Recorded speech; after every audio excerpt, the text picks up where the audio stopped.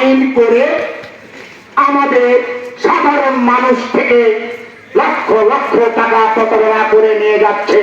302 নম্বর দাগে 82 নম্বর খতিয়ানে আমার 5 কাঠা সম্পত্তি আছে। এই 5 কাঠা সম্পত্তি যৌতুকের কারণেই হোক, অ্যাক্সিডেন্টের কারণেই হোক, আমি যদি বিক্রি করতে চাই, এই মাননীয় রাষ্ট্রের মোহাম্মদ সাহেব ওনাকে নাকি ওই 82 নম্বর খতিয়ানে 9 একর সম্পত্তির খাজনা দিতে হবে। জীবনে খাজনা দিয়েছেন চলে থাকেন পরের বাড়িতে, অন্যের টাকা প্রতারণা করে ইলিশ মাছ খান, বোঝেন না?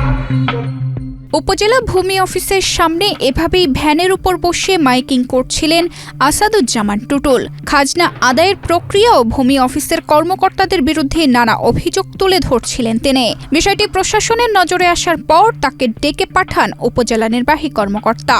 বেরিয়ে এসে টুটুল অভিযোগ করেন অফিসের ভেতরে ইওনও তাকে মারধর করেছেন। রূপায়ণ lake castle, welcome to the land of piece. নওগাঁর বদলগাছি উপজেলা নির্বাহী কর্মকর্তার বিরুদ্ধে একজন বয়স্ক ব্যক্তিকে মারধরের মতো গুরুতর অভিযোগ সামাজিক যোগাযোগ মাধ্যমে ছড়িয়ে পড়লে দেখা যায় ব্যাপক প্রতিক্রিয়া। এতে প্রশ্নবিদ্ধ হয় প্রশাসনের ভাবমূর্তি। সেই প্রেক্ষাপটে অভিযোগটি খতিয়ে দেখতে তদন্ত কমিটি গঠন করে জেলা প্রশাসন। এরপরে নিজের অবস্থান থেকে সরে আসেন টুটুল। পুরো বিষয়টিকে ভুল বোঝাবুঝি আখ্যা দিয়ে এড়িয়ে যাওয়ার চেষ্টা করছেন তিনি। স্যারে বলে গেলেন যে এই পরিপত্রটাকে রিয়ালাইজ করে কোনো একটা ভালো জায়গায় আমরা সাধারণ মানুষের নিয়ে যেতে পারি, এটাই আমাদের আসলে চাওয়ার ছিল। এখানে এখন কি এটা নিয়ে আমরা না যে পরিচ্ছন্ন দিকে আসি, সবাই মিলে ভালো না ওগুলা মিথ্যা সত্য নিয়ে আর আপনারা না ঘাটাঘাটি। সত্য ছিল তো।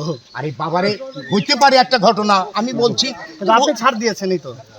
জাতীয় প্রশ্নে অনেক সময় বৃহত্তর স্বার্থে আপনি ছাড় দিলেন। বৃহত্তর স্বার্থে ছাড় মানে কি, এটা আসলে আমি ভুলেই গেছি। প্রশাসনের একজন কর্মকর্তার বিরুদ্ধে এমন অভিযোগ তোলার পর এখন তা এড়িয়ে যাওয়ার এই প্রচেষ্টায় ঘটনার সত্যতা নিয়ে প্রশ্ন উঠছে। শুধু তাই নয়, গত 16 এপ্রিল বিকেলে নওগাঁর অতিরিক্ত জেলা প্রশাসকের কাছে টুটুল বলেছেন তার এভাবে মাইকিং করাও ঠিক হয়নি।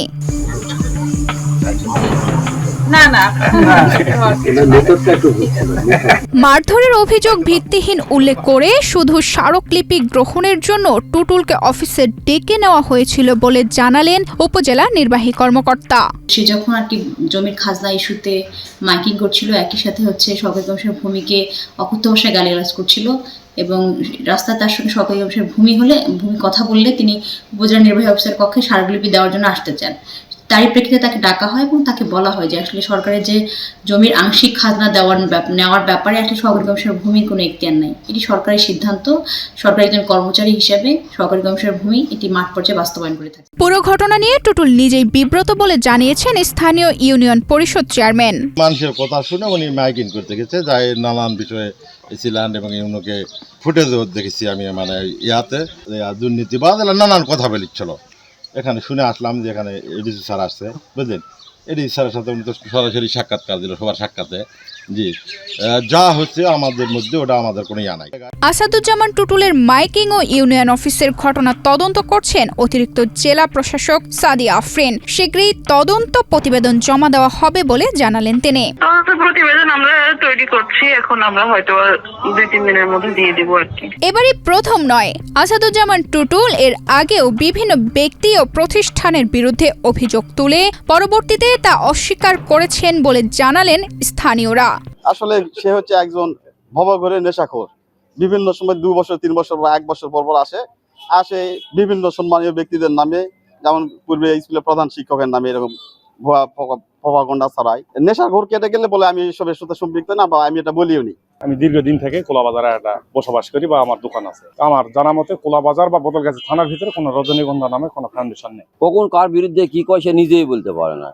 যখন থেকে কোলাবাজারে আসছে তখন থেকে নেশা করে। এই পাবনাতে ছিল, পাবনা থেকে আসার পর থেকে এই বাজারটা নিয়ে বিভিন্ন ধরনের বিভিন্ন কিছু করে থাকে। টুটুলের ব্যক্তিগত জীবন ছন্ন ছাড়া টুটুলের এ ধরনের কর্মকাণ্ডের দায় নিতে রাজি নন পরিবারের সদস্যরা। না, কিছুই না, বিয়ে শাদী করেনি, বড়টা বিয়ে করেছিল, 2টা মেয়ে, 2টাই বাবা মা কি ভাব দেয় না। আর তো মনে করো যে ওকে কিভাবে মনে করো জুয়ান ছেলে যদি তুমি ঘুরে ফেরে যদি একজনের কাছে ওই শরমে যাবে না। এবার আসছে অনেকদিন পর, প্রায় 2 বছর পর আসছে।